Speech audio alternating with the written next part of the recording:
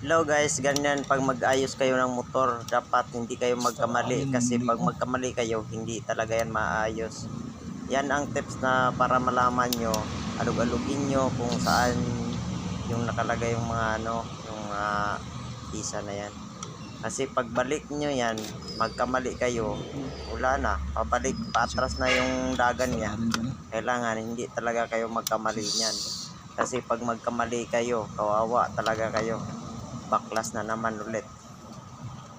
Baklas na naman kayo ulit. Tapos yan, yung tinanggal ko, kailangan yan malaman nyo na dyan talaga yan nilalagay. Kasi pagbalik nyo, pag magkamali kayo ng mga pisa nyan, kawawa kayo. Dapat kung saan siya nakalagay, dyan mo talaga yan ilalagay. Kasi yung mga pisa maliliit yan eh. Pagbalik nyo, yung iba nagkapaparehas ng mga pisa. Mr. Allen.